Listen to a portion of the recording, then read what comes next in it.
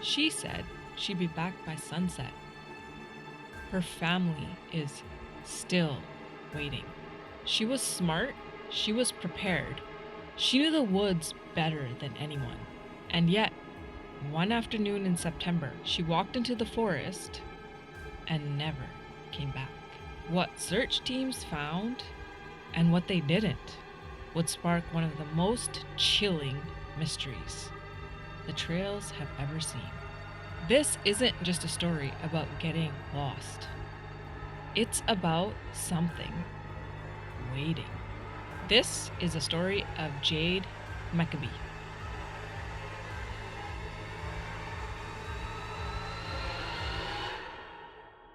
The Vanishing of Jade McAbee, a true hiking horror story. We have all heard stories that just stick with us.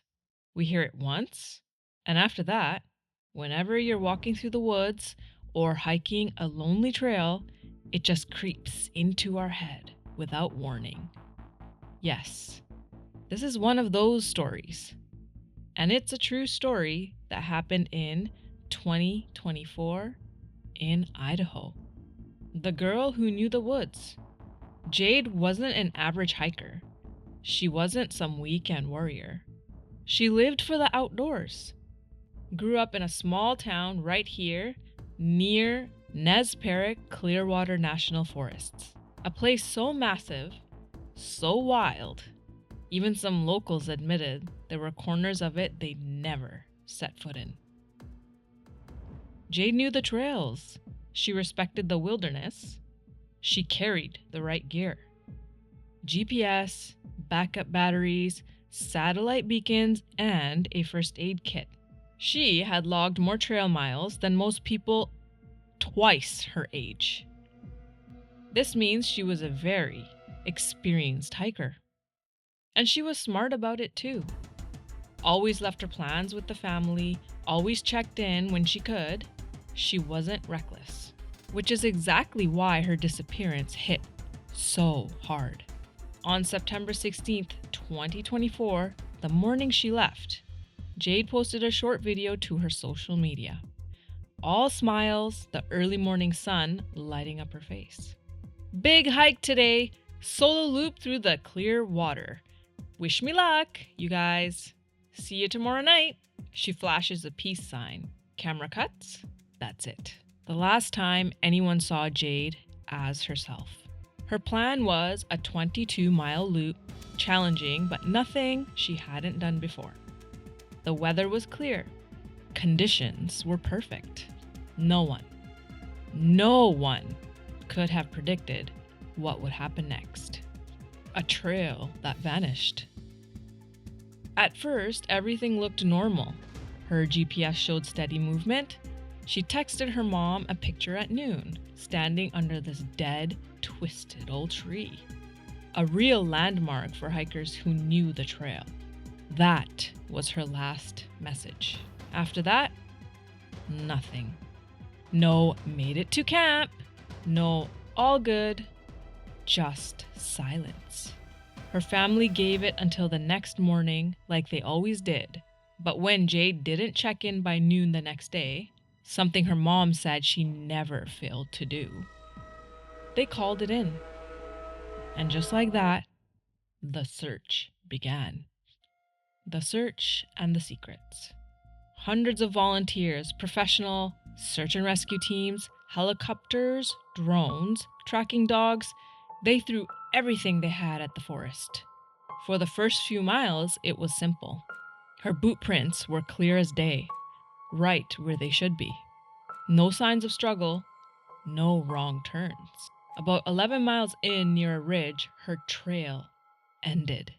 Like it just stopped. No scuff marks, no broken brush, no falling debris. The last boot print was facing downhill, almost like she'd taken a step towards something. But what? Rescuers spread out, combed the area grid by grid, and that's when they found something that made everyone's skin crawl. The hidden camp, maybe 200 yards off trail, tucked into a narrow gully. they found a makeshift camp. Tattered blue tarp, rusty cooking gear, bones, small animals, squirrels maybe, cleaned and scattered in neat little piles. And carved into the bark of a tree nearby was a strange symbol, a rough circle, jagged lines shooting outward like sun rays or claws. It wasn't a trail marker. It wasn't any survival signal. Old-timers who lived around there said it looked ancient, wrong somehow, like something you'd find carved into a cave wall in a horror movie. And no trace of Jade's gear was there. It wasn't hers. Whoever made that camp, they'd been watching the trail, waiting. But for who? 4 days into the search, a dog team caught a faint scent trail leading down a ravine. They followed it for about a mile until they found new tracks. Barefoot, human, small. Too small for most men. Maybe a woman's size? No shoes? No gear? Just bloody footprints leading deeper into the wilderness. Through brambles, across jagged rocks, through icy streams. Bare feet. But then, just like her boot prints, they vanished. Right in the middle of an open clearing. No dragging marks, no signs of animal attack, no trail leading away. Gone. Like she'd been lifted. The first rumors. After a week, the official search scaled back. Authorities said it was too dangerous to keep sending people into the deeper zones without fresh clues. But the locals? They didn't stop talking. Hunters swapped stories over beers at the taverns. Old women whispered to each other at church gatherings. Everyone knew someone who had seen or felt something out there. And pretty soon, reports started trickling in. The sightings. First, it was an experienced hunter. Someone who had spent his whole life tracking elk in those forests. He swore he saw a girl early one morning, maybe 20 miles north of where Jade vanished. Barefoot. Hair wild and tangled. She stood between two pine trees, just staring at him. When he shouted, she didn't run away, she simply moved. Not like running, more like flickering. One moment there, next moment gone between the trees. And when he got back to his truck, small, muddy footprints, barefoot, circled the driver's side door. Nothing stolen, nothing broken, just footprints. Then nothing. The handprint. A few days later, a woman camping with her husband woke up to a soft tapping on her tent wall. Light taps, like a child's fingers. Thinking it was a raccoon, she unzipped the flap and shined her flashlight outside.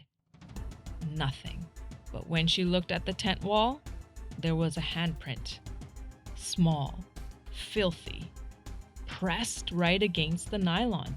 Even worse, when they checked their phones the next morning, the wife's phone, locked inside their truck all night, had a new photo. Not one they took. Blurry. Dark. Almost just a smear of shadows. But right there in the middle was a pale human face, staring too close to the lens. Matted hair, wide, frantic eyes. They packed up and left before sunrise. The silent return. Weeks passed. The woods grew older and colder. Snow started dusting the high peaks. And just when people thought it was over, Jade's name popped up again. Her satellite beacon, the one everyone assumed was lost or dead, sent out a single weak signal. But not from anywhere near where she disappeared. From 60 miles away, in a part of the forest where no one lived. No trails, no cabins. Only old hunting legends about places people shouldn't go. Rescue teams rushed in. They found nothing. No gear, no tracks, no beacon. Just heavy, freezing silence. And the feeling that something had been there and moved on. The Whispering Woods. If you talk to the locals now, the ones who were close to the search, they'll tell you straight-faced, that part of Nez Perce-Clearwater Forest, it's different now. Wrong. Hunters say they hear footsteps matching their own behind them. Barefoot ones. Campers hear tapping in the night, but when they look outside, there's nobody there. Rangers refuse to patrol certain trails alone. Some swear that if you stand near the dead twisted tree where Jade took her last picture, you can hear a woman's voice whispering your name. Not just any name, your name. The final words? Maybe Jade never left those woods. Maybe the forest took her, changed her. Maybe she walks it still, barefoot, silent, a part of something much older, much darker than any of us understand. And maybe, if you ever wander off into that trail on your own, if you ever step into a clearing where the wind dies and the world gets too quiet, you won't be alone. So that was the story of Jade McAbee, who never came back. If you enjoy stories like these, be sure to hit the subscribe button, and we'll see you on the next one.